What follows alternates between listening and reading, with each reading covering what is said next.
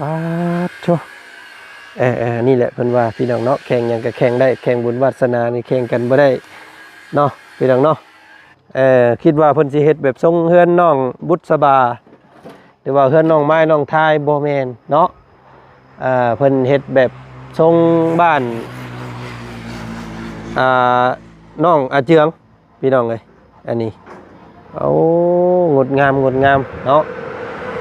แต่ว่าเป็นทรงเก้าเสาเนาะโอ้ยคักเลยพี่น้องไงเนาะบ้านหลังนี้ยินดีดีใจกับน้องเพิ่นแล้วก็ครอบครัวของน้องใจดีที่ว่า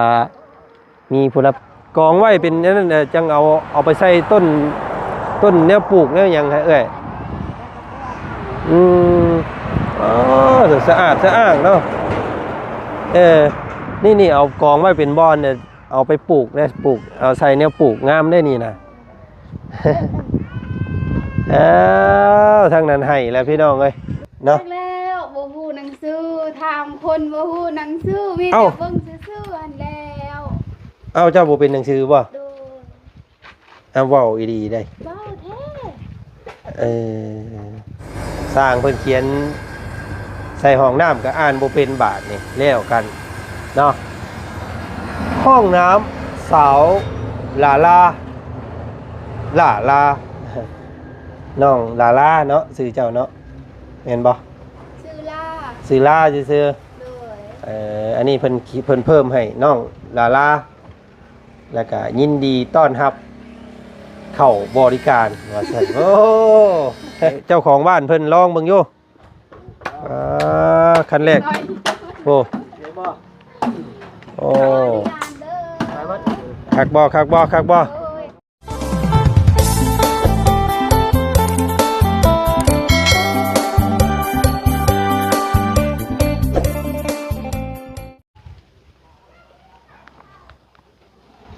โอ้พี่น้องเอ้ยเนาะอ่อนซ่อนเด้เฮือนหลังนี้เนาะงดงามสมบูรณ์แบบพี่น้องเอ้ยเนาะตั้งเทินอยู่เนาะตัวเป็นทรงโมเดิร์นอย่างงามพี่น้องเอ้ยเนาะสมบูรณ์แบบบ้านหลังนี้ว่าซั่นซะเนาะเสร็จครบจบเลยพี่น้องเอ้ยเนาะบ่ว่าสิเป็นฟืนไฟน้ำในใส่ฟ้าใส่สว่างพี่น้องเนาะโชนี่แหละเพิ่นว่าพี่น้องเนาะแข่งหยังก็แข่งได้แข่งบุญวาสนานี่แข่งกันบ่ได้เนาะพี่น้องเนาะก็ตัดภาพมาทางพี่มื้อนี้พี่น้องเลยเนาะโอ้นี่ก็เป็นโค้งเป็นห้างเรียบร้อยเนาะสำหรับบ้านของน้องใจดีพี่น้องเลยโธ่โอ้หลังบักใหญ่ได้นี่พี่น้องเลยเนาะเพิ่นเฮ็ดรูปทรงแบบน้องอาเจืองได้นี่เนาะ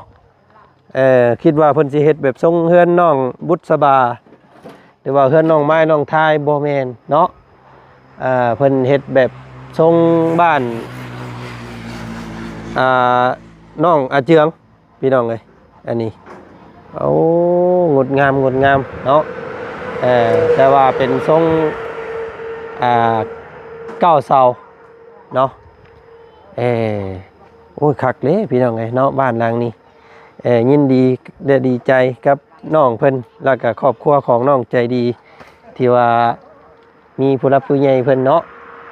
เป็นเจ้าภาพมาอย่างครบถ้วนเนาะพี่น้องเนาะสำหรับบ้านหลังนี้ก็ได้เนาะค่าส่งค่าสร้างค่าอุปกรณ์พี่น้องไงเนาะก็โอ้ครบจบสำเร็จว่าซั่นซะเนาะ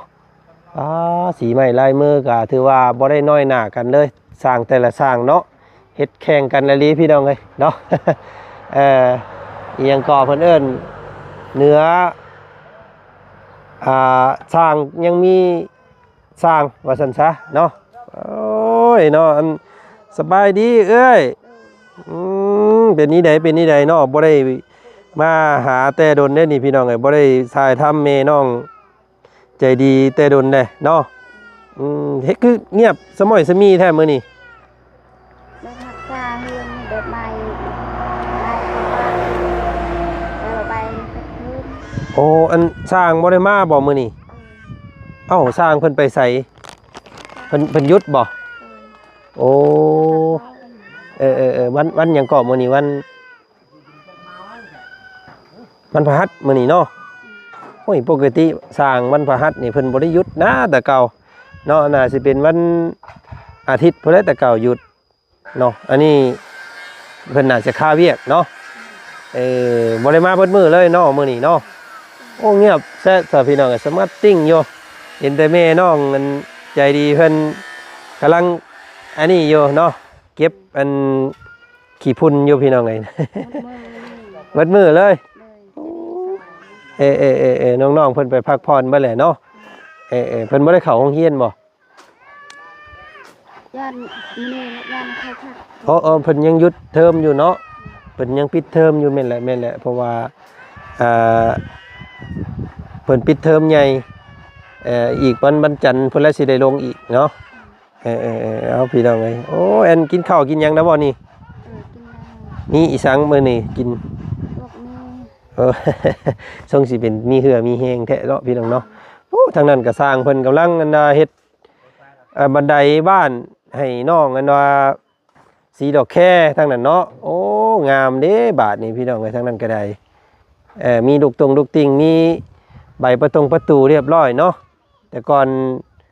แต่ทีมงานยังบ่ทันได้มาพบมาพ่อเนาะเพิ่นก็ยังบ่ทันได้มีใบประตูพี่น้องโอ้ยงามเด้อเฮือนเราอย่าลืมทาสีเด้อเนาะ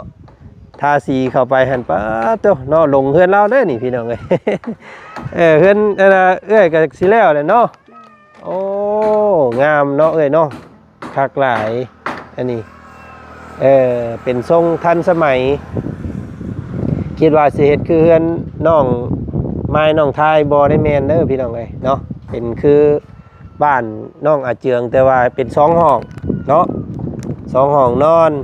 แล้วก็มีหม่องนั่งรับแขกข้างนอกโอ้ยงามบ้านหลังนี้คักหลายเนาะดีใจนำเด้อ เอาอันเฮาซื้อขนมมาฝากน้องๆเพิ่นเอาไว้กินเนาะบ่มีหยังมาต้อนพี่น้องเอ้ยเนาะเอาสิเอาไปทิ่มใช่นี่โอ้คือบ่เอาไปใส่กกไม้กกตอกไว้เนาะมันงามเด้นี่พี่น้องเอ้ยเนาะเอากองไว้เป็นนั่นจังเอาไปใส่ต้นแนวปลูกแนวหยังให้เอ้ยอ๋อสะอาดสะอ้างเนาะนี่เอากองไว้เป็นบอนเนี่ยเอาไปปลูกเนี่ยปลูกเอาใส่เนี่ยปลูกงามได้นี่นะ ทางนั้นให้แล้วพี่น้องเอ้ยลูกก็ให้ครับจะเศร้านี่ครับจะดีซอยโอ้ยเนาะบ่แม่นหน่อยเนาะเต็มตาราง โอ้แปลนงามเลยนี่พี่น้องเอ้ยเนาะเอ้ยเพิ่นรักษาได้ดีคักอันเพิ่นเป็นยังเพิ่นให้ยังอ่ะน่ะโอ้ยเนาะแม่เฮ็ดเวียกอยู่ก็ได้แม่กำลังยอกบ้านลูกสเตลแหละนี่ว่าเอ้ยสเตลอันเป็นเอ้ยน่ะน้องแตวซะเนาะน้องแตวกับลูกเล่าแบบซี่แหละพี่น้องเอ้ยเจ้าก็เบิ่งบ่เจ้าก็ติดตามน้องแตวอยู่บ่ลูกนางเตลแบบนี้แหละแม่นแบบเดียวกันเลยโอ้ยเฮ็ดแม่เฮ็ดหยังก็บ่ได้เด้พี่น้องเอ้ยเนาะโอ้ยบ่ให้บ่ให้เอาขนมให้เพิ่นแน่นี่ขนมเอาเอ้ยเอาไปเอาลูกก่อนเอาโอ้ยเอาแก้วพี่น้องเอ้ยเนาะกะสมว่าเอ้ยเพิ่นว่าอันเสี่ยวน้องแตวแหละว่าซั่นซะเนาะโอ้ยเนาะให้ไปสินี่เห็นแต่น้องแตวบ้านนุ่นยางแล้วพี่น้องเอ้ยเนาะสร้างเพิ่นโอ้พี่น้องเอ้ยเนาะเพิ่นต่อเติมความงามให้บ้านน้องสีดอกแค่โตเนาะต้องได้ขึ้นเฮือนใหม่เด้นี่แล้วนี่ต้องได้ขึ้นเฮือนใหม่เด้อเนาะต้องบาสีสู้ควันใหม่ได้นี่พี่น้อง เอ้าเฮือนงามเนาะเฮือนแล้วนี่ซ้ำเฮ็ดใหม่เด้นี่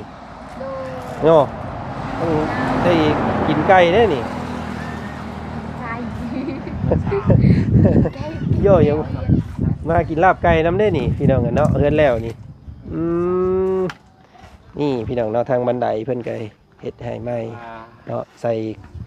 ลูกติ่งอย่างดีเลยเนาะจักอันก็อันมันจักขันก็นี่5ขั้นโอ้งามอ๋อลึบาทนี่เนาะ โดย เฮือนก็งามขึ้นเนาะ โดย คนก็งามขึ้นด้วยนี่พี่น้อง งามขึ้น โอ้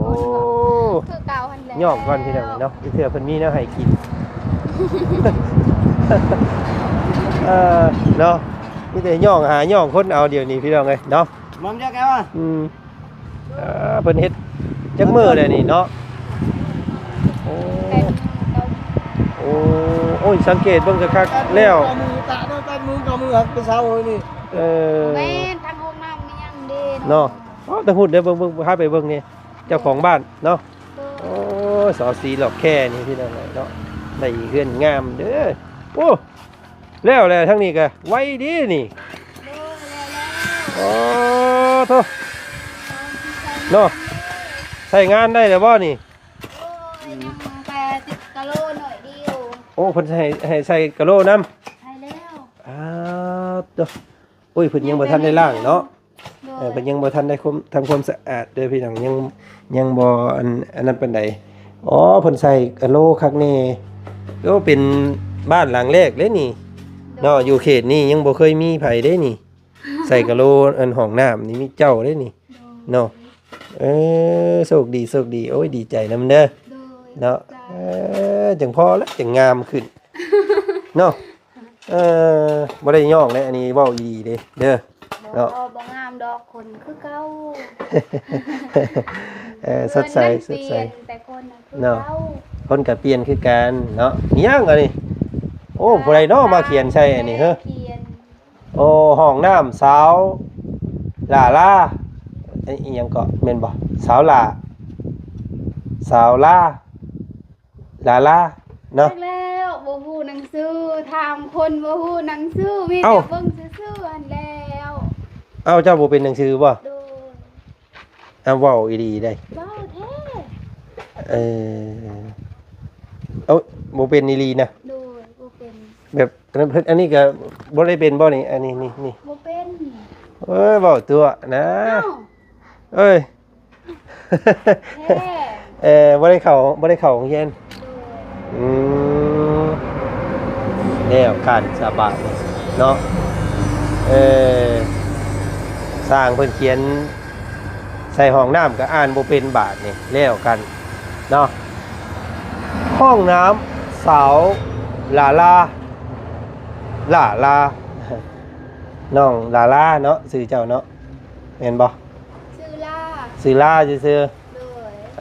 อันนี้เพิ่นเพิ่มให้น้องลาแล้วก็ยินดีต้อนรับเข้าบริการว่าซั่นโอ้ เพิ่นยังสิย้อมสีอยู่เพิ่นยังสิทาสีอยู่เพิ่นก็ได้เขียนเนาะ โดย จังได๋เพิ่นก็ทาสีแล้วก็มันก็ดึบไปแล้วนี่พี่น้องใช่อันเจ้าภาพผู้อันเพิ่นซอยเด้เพิ่นมาอยู่บ่มื้อนี้ เรามาแต่จักเราไปใส่เลย นี่เรามาประกอบ เนาะเห็นว่าอัปเดตเบิ่งอยู่เนาะ โดย โอ้ยนี่อันนี้คือความฝันของน้องเพิ่นเลยพี่น้องเอ้ยเนาะ1คือห้องน้ำ2คือใบประตูเนาะ โดย นอนตากฝนตากหนาวหลายฟ้าหลายปีมาบัดที่นี่เนาะ โดย โอ้นี่แหละว่าจันจังโอ้ยจ้ะ นี่แหละว่าจันถึงอยากกันแล้วเฮือนนี่ต้องได้ขึ้นเฮือนได้นี่ เนาะบอกตู้เมย์เด้อเราต้องหาผ้าเข่าผูกแขนเอาขึ้นเฮือนใหม่ได้นี่สำไรเฮือนใหม่ได้นี่ โอ้ยไปมาพี่มาเบิ่งทั้งสร้างทั้งพี่น้องเลยเนาะโอ้สร้างเนาะจบนี่ก็มองโอ้ยเวลาสร้างเพิ่นเทเอียงเรียบร้อยแหละมันหินยังเดือยังให้สร้างเพิ่นเฮ็ดอันนี้ให้งามเด้มุงอันละบางล่างถ้วยล่างพวงนี่ Vậy chứ xe mình chứ. มันจังสะอาด Xe gì đó, chứ xe là bẹ bẹ. คำว่าดินมันเหลือ เนาะมันจะงามเด้เฮ็ดเป็นหม่องเจ้าอาบน้ำก็สบายมันจังบ่เปื้อน ดู เนาะล้างถ้วยล้างบ่วงก็ไหลลงพุ่นเลยคำสมมุติว่าดินมันพอเนาะ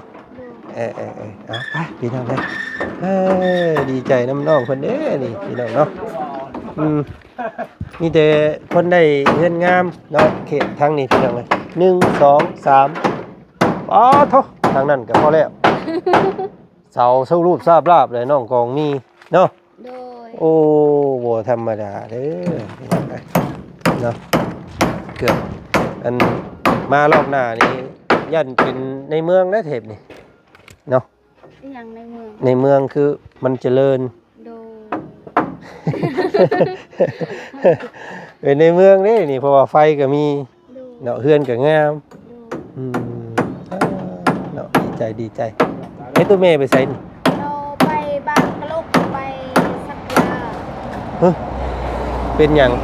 เราเจ็บกระดูกเจ็บกดกระดูกเราเลยไปซักแล้วก็ซักกระดูกน้ำก็เลยตอนแดงไปเอา ต้องใส่น้ำเกลือน้ำ โดย เอาเบาขอโทษหลายๆโอ้ยเนาะหวงทางเฮ็ดเวียกเพิ่นแหละพี่น้องครับ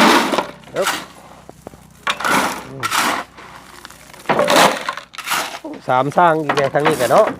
ส่วนลายนี่สร้างนี่มักเอา3 คนเนาะบ่ว่าสร้างบ้านหลังใดก็ตามสิมีแต่3 คนตลอดพี่น้อง โดมมีเต็มเดียวดีแล้ว3 แต่เก่าเด้ 2 เอ้า ผู้นั้นหายแต่เก่าบ่ อากามามื้อนี้ โอ้ สร้างใหม่เพิ่นเอาก็มา บ่ต้องกันเฮ็ดเกี้ยงบ่ได้ก็ได้ดอกให้น้องเพิ่นรูปขึ้นรูปลงแน่มันจังปักมือเพิ่นนำเนาะยันมันเฮ็ดมันเกี้ยงโพดเลยมันสิบ่ปักมือเพิ่นมือให้มันปักมือผู้สาวแน่ มันมีเสียงพักมือกันเนาะ บ่หยอกเด้อเนาะ กบให้เพิ่นอันให้เพิ่นคักๆนี่แล้วว่าเนาะโอ้ยยันมันต่ำเสียนต่ำมือผู้สาวหั่นโอ้แล้วพี่น้องเอ้ยเนาะ ยาแล้วน้ำเด็กน้ำเสียยามันปักลายแล้วเนี่ย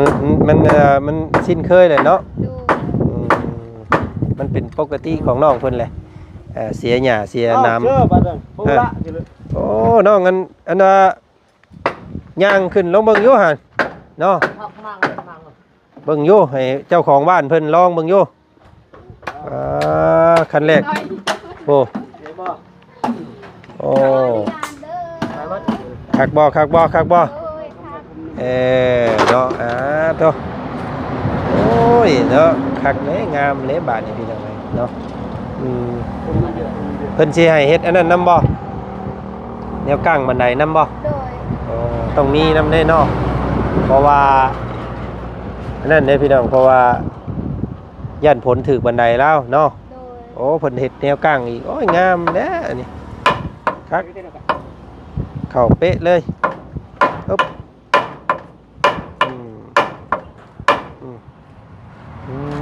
เอายังสู่สร้างเพิ่นกินมื้อนี่ ป่า ฮะ ป่า ปองปลาติดคุกเนาะ ปลาติดคุกปองปลาสู่เพิ่นกินมื้อนี้ว่าซั่นซะคือทางไงเนาะโอ้ยงามหลายทาสีเนาะทาสีเขายังงามเนาะทำได้ทาสีเนาะทาลูกติงทาใบประตูทาผาบ้านโตพี่น้องเอ้ยคักหลายเอามือขึ้นเฮือนอย่าลืมเอิ้นกันในเด้อสิมาห่วมผูกแขนน้ำ ดู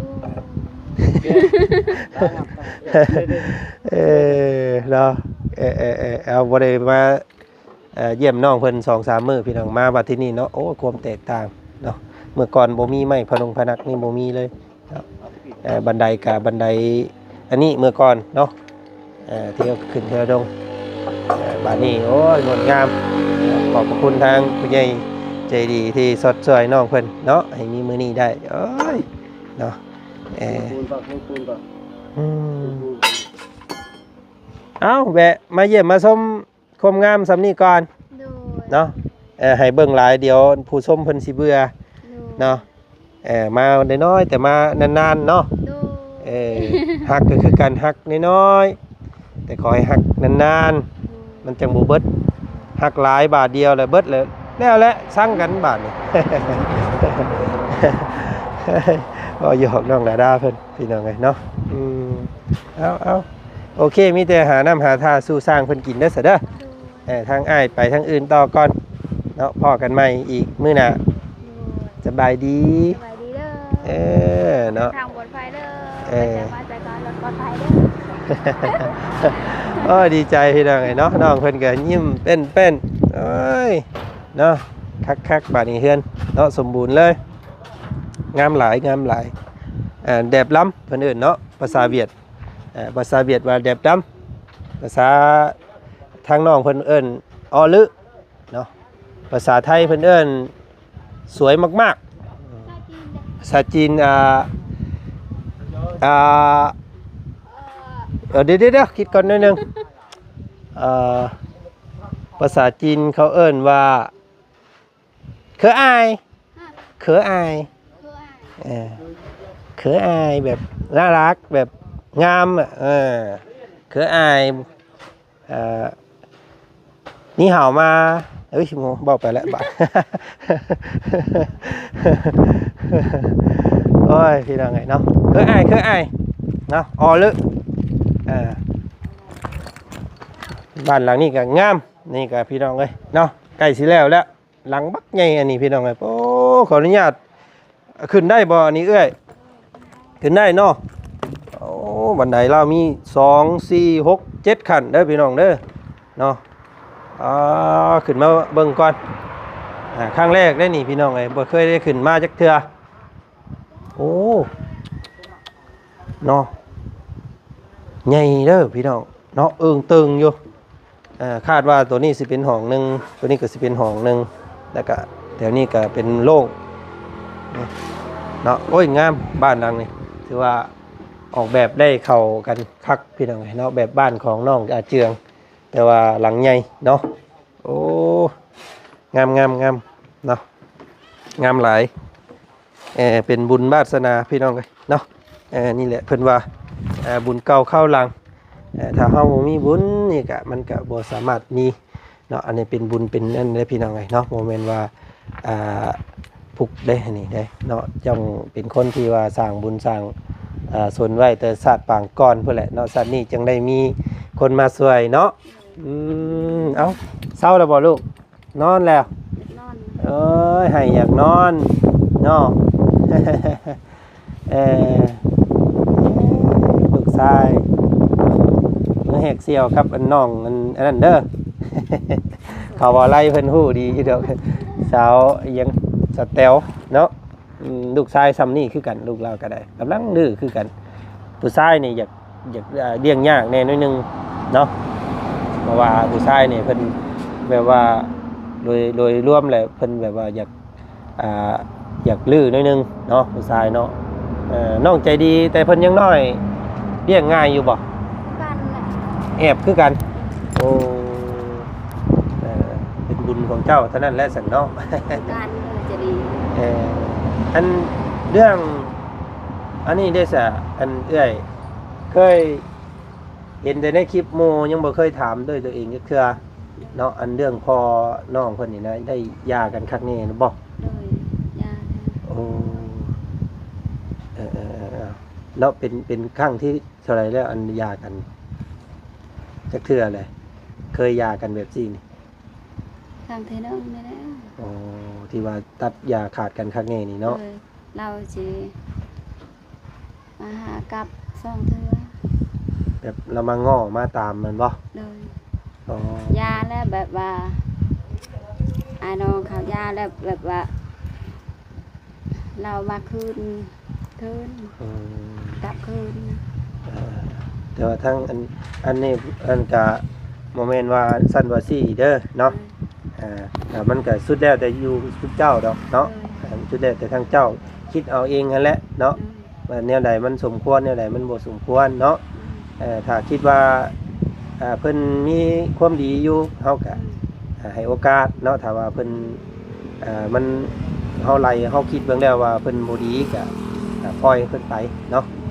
เออ ซาเจ้านี่กล้าบ่วิทย์อยู่บ่วิทย์กันอยู่บ่ โดยเวทได้ อืมเพิ่นก็คือสิกินฮอดคุณเจ้าอยู่แล้วเนาะพี่น้องเนาะ พี่น้องเอ้าจะว่ากันไปเรื่องนั้นก็ได้พี่น้องจังว่ากันเนาะเอาไม่แต่นี่แหละโฟกัสเบิ่งเฮือนเบิ่งซ่านเด้อเพิ่นสร้างให้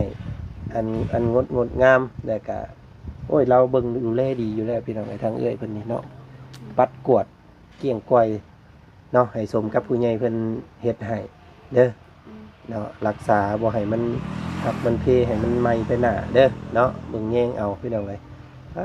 เจ้าเนาะบ่ได้คิดได้พันเนาะเอ้ยเนาะว่าสิมีบ้านหลังใหญ่นี่เนาะเลยบ่ได้ขึ้นเลยแบบนี้ อืม แบบว่าไปซอกสะโตนแบบว่าไปคนทางเห็นว่าเพื่อนเขาแบบว่าซ่อนอยู่ จะอ่อนเห็นไปโอ้ยงามดีเนาะ เลย บวกทรงสิได้ดอกว่าซั่นเนาะ เลยบ่ได้ขึ้นแบบว่าได้แบบนี้ เอาก็เป็นบุญของเจ้าเจ้าเองนั่นแหละพี่น้องเนาะที่ว่าผู้รับผู้ใหญ่เพิ่นซอยผู้ทางบ่าวบุญเพิ่นก็แก้โอ้พี่น้องเนาะกำลังแก้บงประตูมาอยู่พี่น้องเนาะมีแต่อันงามๆเอ้าไปครับเพิ่นเด้อซะเด้อน้องใจดีเพิ่นมาครับอันบงกบประตูน้ำเพิ่นเด้อเนาะโอเคพี่น้องเนาะไปป้าก่อนซะเอ้ยเด้อสบายดีจักสิแม่นเอ้ยจักสิแม่นน้องพี่น้องเนาะเป็นการได้30 บาท เนาะจักปีแล้วก็ ได้พวกได้อายุ18 19ก็จะดี12 ปี มันก็20ปลายเนาะ30ปลายเนาะ